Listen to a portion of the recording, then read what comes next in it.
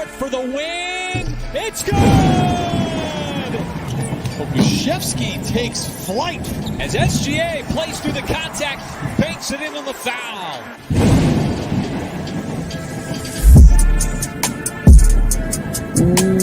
What is up, Thunder fans? And welcome to the Uncontested post-game podcast edition.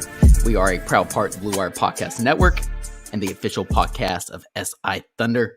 This is your boy Taylor. You can find me on Twitter at Taylor_P15. The Thunder end up losing to the Hawks 113-101.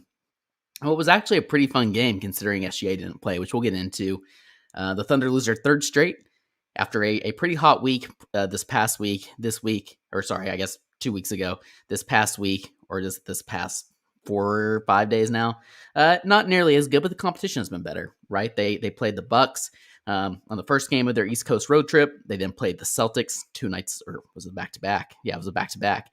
And then tonight, they end up playing the Hawks and drop this one as well. But there's a lot of fun things to take from this, and I'm excited to dive into it with you all. Like I mentioned, no SGA tonight. He's still nursing an ankle sprain that occurred in the fourth quarter of the Celtics game.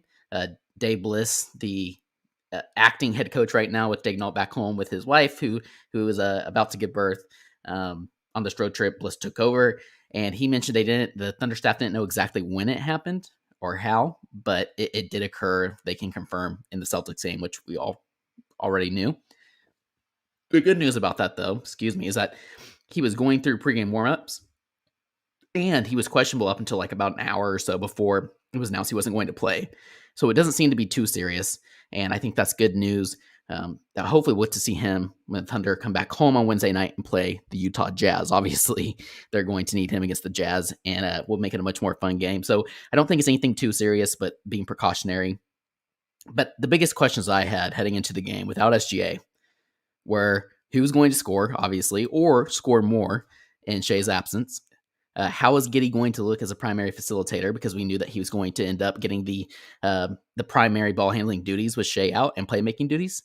How is he going to look doing that with more of a responsibility on his plate, playing without Shea for the first time in his young career?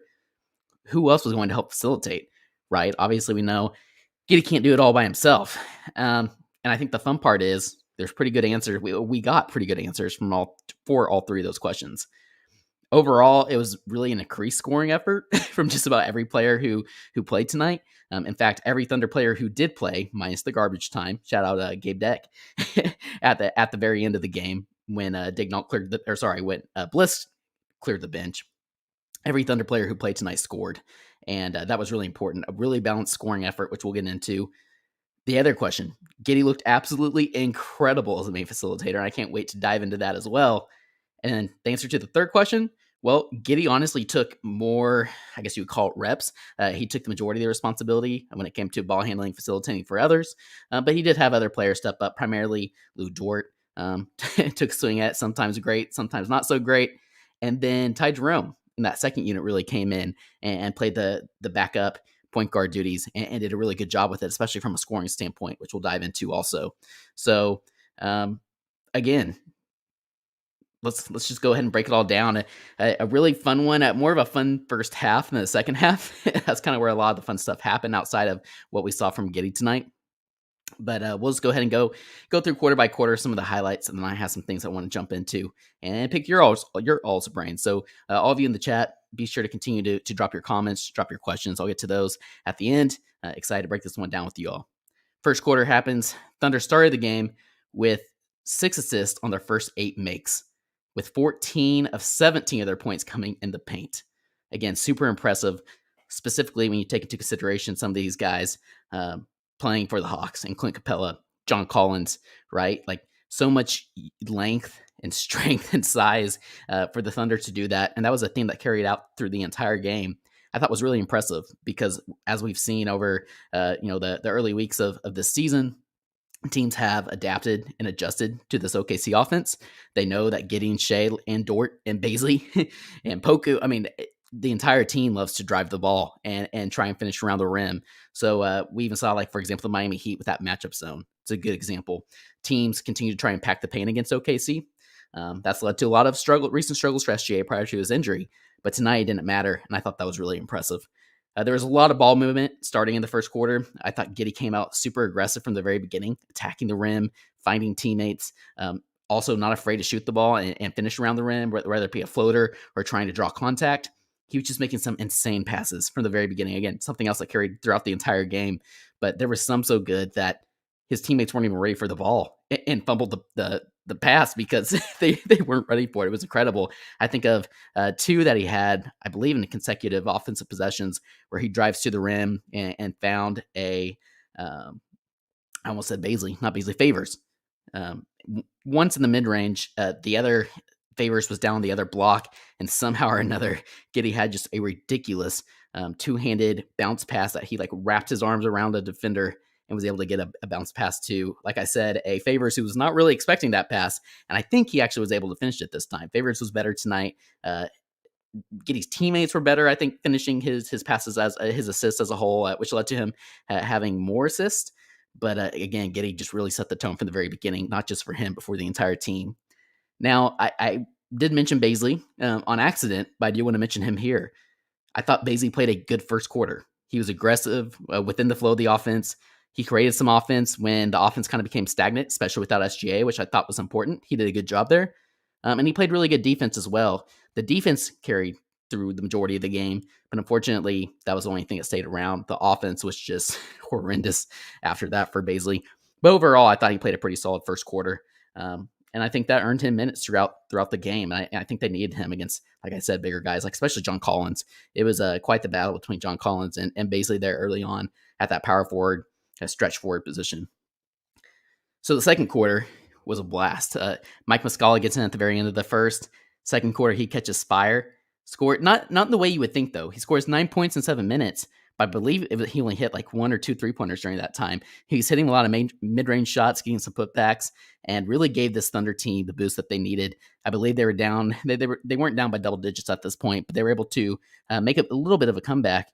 And actually, and when the Stars came back in later in the second quarter, they were able to maintain a lead up until, I guess, the very end of the half. Lou, also, this is pretty crazy. We've been talking about Lou's improved stroke, his improved shooting, although tonight it wasn't fantastic. But Lou made it 31 straight games in the second quarter tonight.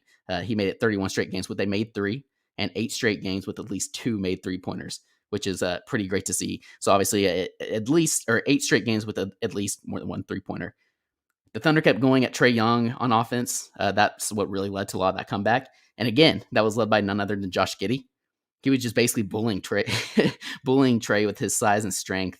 And I just love seeing that. Maybe the most aggressive, arguably, we've seen from Giddey on the offensive end of the floor. Doing so, I think, knowing that Shea isn't on the floor, not feeling that need to necessarily share the ball like that. Giddey was just able to attack off the dribble and did a fantastic job. But it wasn't just Giddey. We saw Lou do it a couple times. Basically, anytime a player had Trae switched onto him, he was driving to the rim, driving to the basket, and they took advantage of that there in that second quarter. Giddey ends the half with 9 points, 5 rebounds, 6 assists at halftime. And the reason I mention that stat line here is because, unfortunately, didn't get a ton of opportunity like I would have thought in the second half, and we'll get into that. Falls just short of the triple-double, but was already on triple-double watch. And then Lou had 10 points at half. I mentioned that as well because I was interested to see with Shea out if Lou would continue his scoring role, or would he not be able to score as much as he has been because more with Shea out now, more defenders are looking at him offensively, giving him more attention than they were when Shea's in the game. I was curious to see how that looked. In the first half, it looked good. Lou was on track for another 20-point game, and unfortunately, he didn't reach that either in the second half. And the Thunder ended up with 32 points in the paint. Again, just a continuation of what I mentioned earlier. Third quarter happens. The Hawks just get hot from outside. The Thunder get cold in general. Things really start to go downhill. Only 4 points up until about the 6:56 mark in the third quarter for OKC. Just cannot get the lid off the basket. It was rough to watch. Meanwhile, the Hawks were led by Trae Young, who had pretty much been, I don't want to say shutout, but pretty damn close to it. I thought Lou played some fantastic defense on Trae all night, but especially in that first half. The third quarter, Trae Young's that special kind of talent. It doesn't really matter who you have on him, how great of defense you're going to play. You can make it as difficult as possible, but Trae's going to get it going eventually, and that's what happened there in the third quarter. I want to say it was like 17 points, but again, that's just off the top of my head. And that seems high, maybe 15, 13, 15, somewhere in there in the third quarter. And again, just really opened up the offense for the Hawks. But other players, we saw Gallo hit outside threes. We saw Herter continue to hit from outside as well. And meanwhile, the Thunder couldn't get anything going, especially from the three-point line. I mentioned this here because I thought Bliss played some pretty interesting lineups. And I didn't mind it so much here in the third quarter as much as I minded it in the fourth, or I cared about it in the fourth. But he didn't put Muscala back in after Muscala had a great second quarter, a great first half, until about 3 minutes left in the quarter, and kind of had some strange lineups out there. Like instead of playing favors for that time, which makes sense, but he had like Baisley, Williams, Poku, Kenrich lineups.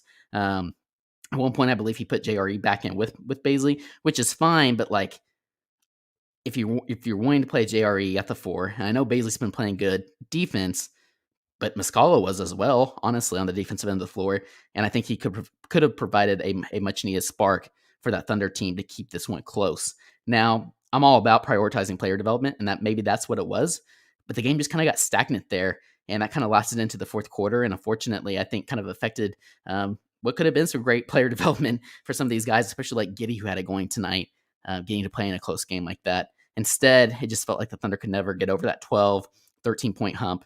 The lead for the Hawks would go anywhere from that 12 to 13 points to 20 between the third and the fourth, kind of fluctuate in the third and fourth quarters. Now, the fourth quarter to start it off, speaking of fluctuation, Ty Jerome gets it going from outside and inside. He was attacking and being aggressive, played a great second half and a really good fourth quarter there, which got the Thunder back within, like I said, about that 13-point range. That bench unit made a good comeback there, led by Ty, but you also had Poku, who wasn't making his shots, but I thought contributed well tonight on both ends of the floor. Had a couple nice blocks that I really liked. I don't know if he got credited with both of them, but at least one that I know he got credited with.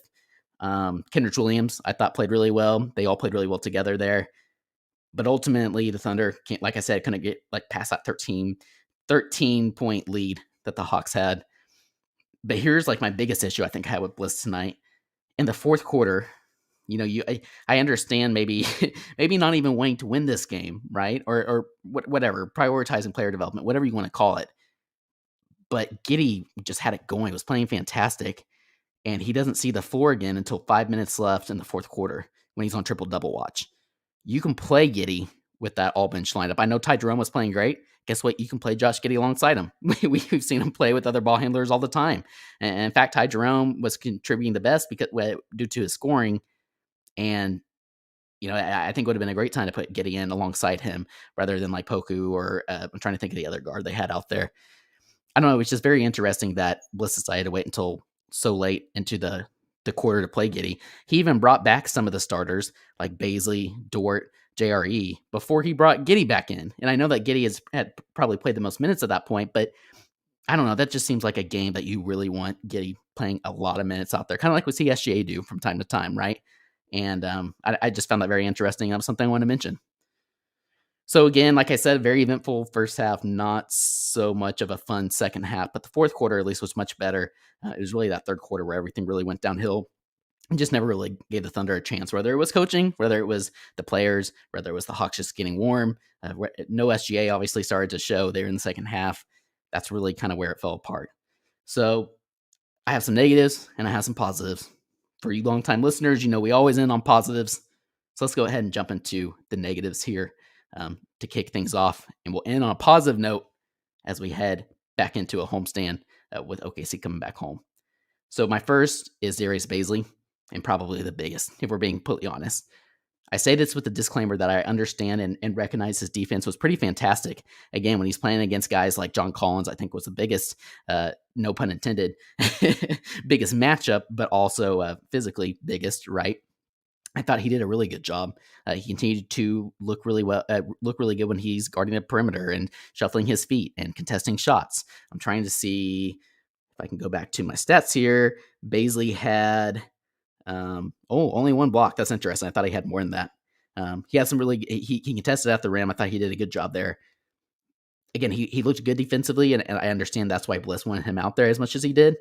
Let's see, 32 minutes tonight, which actually led the team. Now that I'm looking at that, which is just again, wild and a little inexcusable if we're being completely honest. But only 4 points, 4 rebounds, 3 assists. He is doing other things like we keep mentioning on this podcast. You can go back to our podcast that we dropped Monday today. For those of you listening to this, it'll probably be yesterday's podcast. And on our group podcast we mentioned, like that Baisley is contributing in other areas, and that is important. And I understand why, they still have him out there. He makes an impact at certain times, but just the inconsistency is just killer. 2 of 11 from the floor. He's shooting the ball 11 times. For context, that's only two less shots compared to Josh Giddey's 13. Lou Dort led the team with 16. It's just, I don't know. It wasn't great. He catches the ball. He kind of has a deer in the headlights look there, especially after the first quarter, where he just kind of pauses. Then he gets his blinders on, his tunnel vision. He starts to drive to the rim thinking he's creating offense, but then doesn't see anybody else. And then there was a couple plays where he drives to the rim and like the ball either flies out of bounds or just basically bricks it off the backboard on a layup. Now there's other times where it works to his advantage, but again, against the length and versatility and the strength and size that the Hawks have, just not a good Baisley showing. And as much as we built him up in that 5-game stretch earlier in the season, I think it's equally important to point out his flaws offensively during this recent stretch as well. And to that point, my co-host, our guy Jacob, tweeted this out, and I thought this was a very, for lack of a better term, damning stat or handful of stats here. After a 2-11 outing tonight, Sirius Baisley is 13 of 59 from the field in his last 6 games, including 4 of 21 from 3. Again, like Jacob mentioned his defense as well, but the offense just isn't there, and the decision making is just it's awful. And I'm just really curious. He's inconsistent, and we keep talking about this, not from game to game, but within the game itself. Like I said, a great first quarter, and then it just kind of goes downhill. You can almost see it in his body language. And I'm just so curious to watch, how do the Thunder view these flashes of I think Daignault called it peaks, right? He kind of goes from a peak to a new peak, but there's just too many valleys in between. Are they noticing both? Or are they just more excited about the peaks and think that, the valleys don't really matter right now during this rebuilding phase that the Thunder find themselves in? Are they giving Baisley all this run with this being a contract year for him to see if they want to extend a new contract or let him walk or trade him? Or, do they just think very highly of him and love these flashes and think they can develop him into an important piece moving forward for this team? I'm just really curious to kind of watch how this plays out, whether they're just personally invested in him or if it is more so we've got to give him a run this year, see what he's capable of, because we're going to be drafting players who are better than him that can play his position.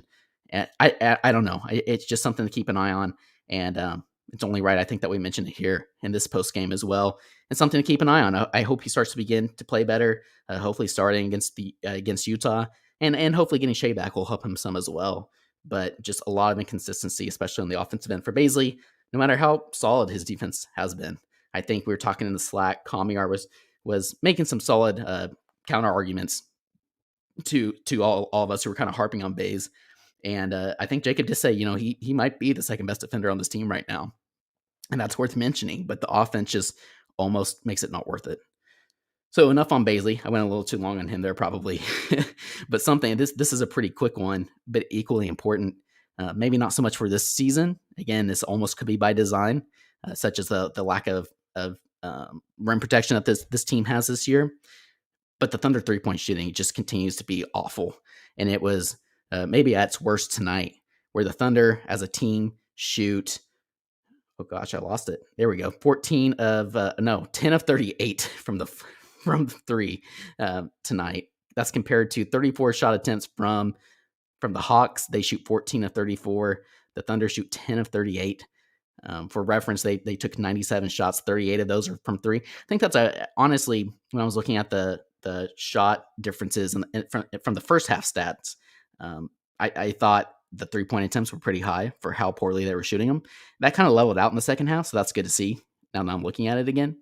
But I think that's probably the right amount of attempts, but only getting 10 3-point shots to fall, especially after that 3-point barrage in the third quarter from the Hawks. Like, that is a huge reason why they lost tonight. And look, that's okay. Again, especially, I just harped on Baisley, and now I'm kind of maybe contradicting myself a little bit here, but during this rebuild phase. Like, again, it's almost by design.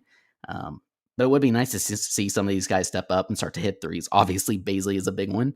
I think he shot 4 threes, was 0 of 4. JRE was 2 of 5 from 3 tonight, which kind of stinks. I love him taking 5 shots. He only knocked down 2 of them. And Josh Giddey, we're going to get into Josh. He shot 5 threes, which I think is a perfect balance for him. For reference, he was 6 of 13 from the floor. So the majority of shots that he missed were from the 3-point line. And just not much arch on his shot at all. Very flat. Still trying to get used to that extended length at the NBA level. And I'm looking, let's see, Mike was only 1 of 5. Poku shot 5 threes. Just cannot get that shot to fall. So just not great 3-point shooting as a whole for the team. And I thought that obviously was a negative. And then my last one here, and this one maybe seems a little maybe unfair to call Lou Dort a negative after how great he's been. But I'm going to be honest, I kind of expected him to rise to the occasion tonight without SGA. Like I mentioned, even if he was getting more attention on the defensive end with teams focusing on him without having Shea on the floor, I thought that he would still play a little more within the rhythm of the game. I thought he performed better as a whole, and his defense was great. And again, a lot of this maybe was due to him putting so much effort on the defensive end of the floor against Trae Young, which I thought Lou did a really good job on as a whole outside of that third quarter. And the fourth quarter, I think everybody just kind of looked tired at that point. But, he's chasing Trae Young around on the perimeter the entire first half.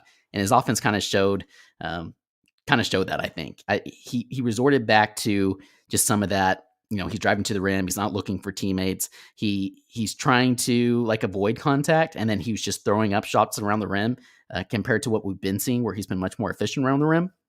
Again, that's a little bit of a stretch, but I don't know. I thought Lou kind of resorted back to some of the old stuff we saw at the very beginning of this season and obviously into last season as well. Looking at his stats, I mentioned, I think he was 3 of 8 from 3. It was great to see him get three threes to fall, shooting the ball 8 times from 3. Obviously, it's quite a bit. He did so knowing that Shea was out, trying to take more of an offensive scoring load with Shea being out. Shot the ball 16 times, but was only 5 of 16 from the floor. I don't have I could have gone to NBA stats and pulled up his shooting around the rim tonight. But again, not great. Only 2 free throws. So I think that kind of just proves that point as well. The avoiding contact, the not being able to finish. I don't know. It just, it wasn't great. He seemed to struggle. I mentioned when I was talking about Baisley, the size and length and strength of those, of the Atlanta Hawks and their defenders, especially down in the paint. And Lou really struggled with that tonight. So hopefully he'll bounce back and have a big game against the Jazz. It's always fun to watch him against the Jazz and some of their players on both ends of the floor. And having Shea back hopefully will help that a lot as well. But I just had to mention Lou here as high as I've been talking him up, as we all have been over the past week. Thought it was only fair to mention Lou. So now the fun stuff, the positives, and we'll end the podcast on these. Sometimes I save the biggest positive for very last to talk about. But tonight, I just want to dive right into it.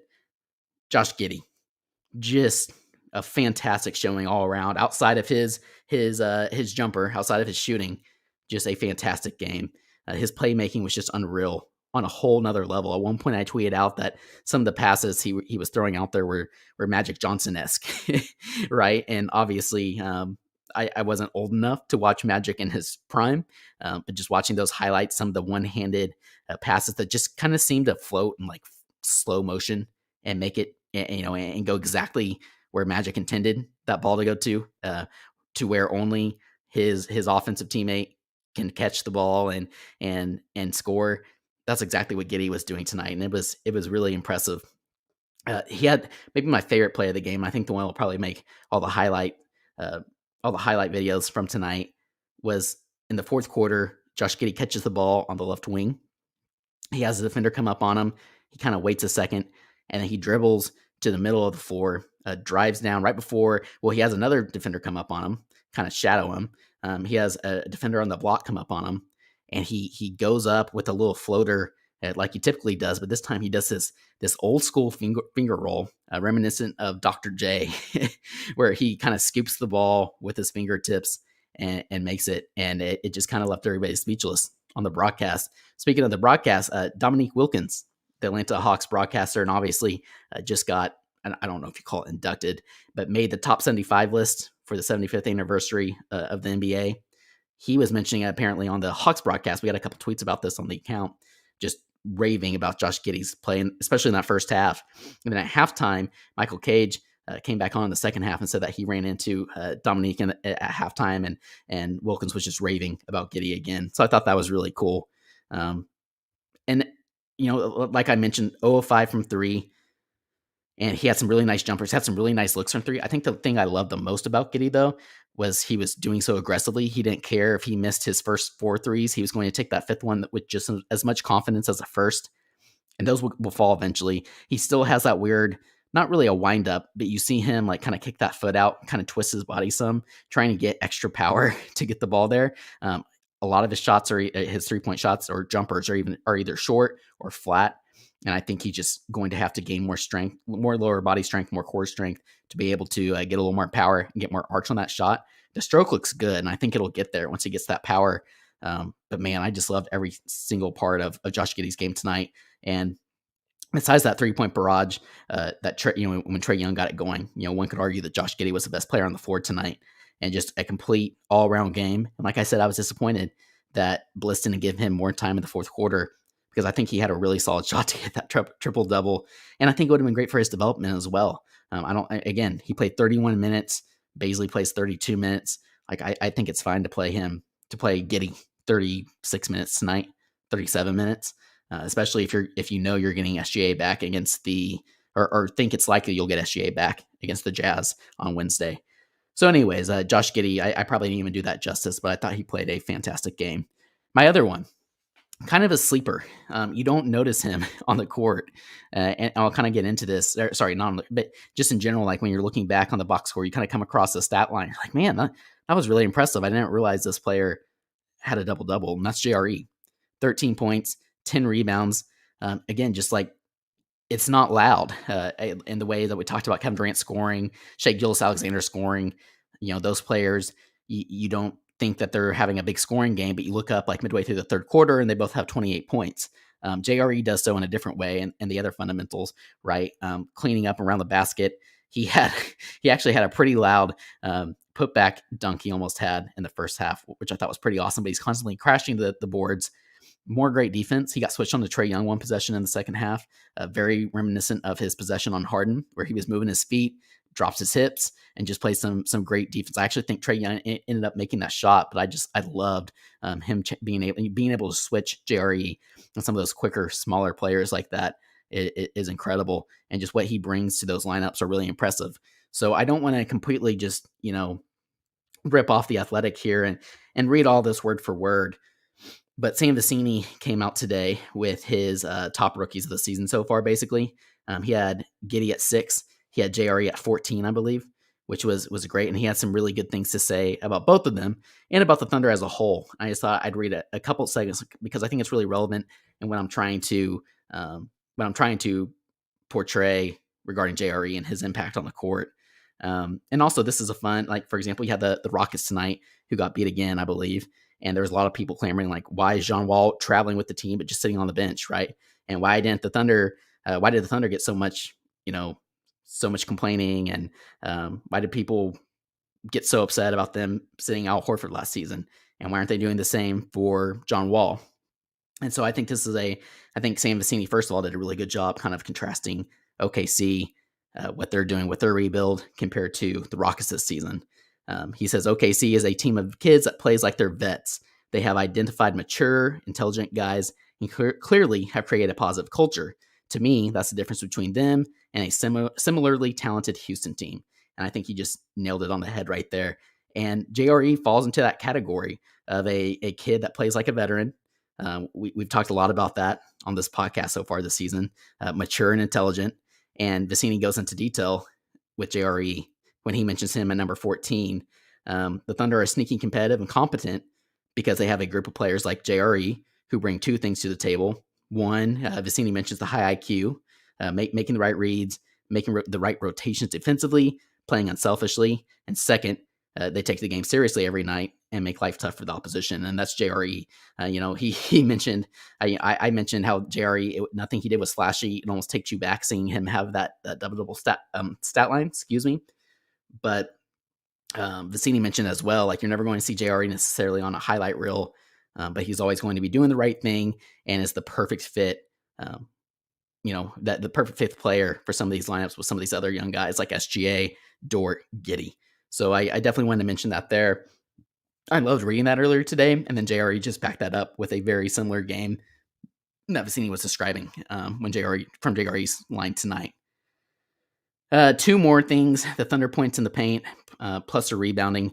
Let's see, I had this pulled up, and then I got off of it when I was reading about JRE rebounds. Thunder out rebound the Hawks 59-46, which is really, really impressive. I actually don't have their points in the paint here, but you guys heard me talk a lot about that, especially from the first half. I love seeing them do that, especially, like I said, against a very strong, big team in the Atlanta Hawks. You have guys like John Collins and Clint Capella, and all the young guys are bringing off their bench.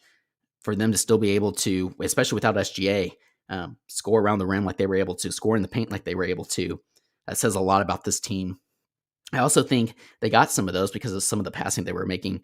I don't have the direct quote, but Bliss had a quote after the game talking about how the ball hasn't been sticking with this Thunder team, especially recently. And you saw that, Giddey's driving to the rim, his ability to make the right reads, and just some insane passes at some insane angles. When he is driving, right, that opens up areas in the paint, just like having like a knockdown 3-point shooters would. And I think that's translated really well. And I think having Giddey as a primary ball handler tonight led to a lot of that, right? He is more of a facilitator compared and setting up his teammates compared to an SGA. And I think that is partially a reason why the Thunder were able to score in the paint more easily than they have been over the past couple of games. But don't get me wrong, we need SGA, and SGA is still this team's best player, and I'm excited to get him back, hopefully Wednesday. But I think that maybe is a reason that we saw the Thunder able to score in the paint a little more easily tonight. Then my last positive is Ty Jerome. 15 points off the bench without Shea. Played some really good defense with getting his hands on passing lanes, which led to transition points, which I continue to argue is when this team is at their best. I thought Ty played a really good game overall. It was great to see him get a lot of burn. Unfortunately, some of it came at the detriment of Giddey in that fourth quarter, but I loved what we saw from Ty. So had to mention Ty there as well. And then, look, an honorable mention. I don't want to call it a positive yet, but Poku. 10 rebounds, ties his career high. He had 9 points. He got more burn with Shea being out, 21 minutes, which was the most for any player off the bench. And I thought he played really well within that second unit. He continues to play within the offense. He was only 4 of 13. He shot the ball 13 times, but his shot looks good. It's there. It's just a matter of him getting, seeing that ball go through the basket. And if he can start to knock down some of those shots consistently, he's going to be a real scoring threat off the bench. And I thought he played good enough defense as well. So just an honorable mention there for Mr. Alexei Pokusevsky. And I think that's all I got, guys and gals. I appreciate you all tuning in. The Thunder play again on Wednesday night, like I mentioned, this time back home against the Utah Jazz. Hopefully Shea will be ready to go. And then Friday, they play the Houston Rockets in a rematch of the Battle of the Tanks. So thank you all for tuning in. We'll have you guys covered for both of those games as you head into the Thanksgiving holiday. Be sure to tune in. You need a little break from family. Need a little break after eating food. And as you drift off into your food coma, turn on the Uncontested. Listen to us. We'll have you guys covered. Especially, I know the holidays are a busy time. If you all aren't able to watch the games, we'll break them down for you. So we appreciate you all tuning in. And until next time, Thunder up.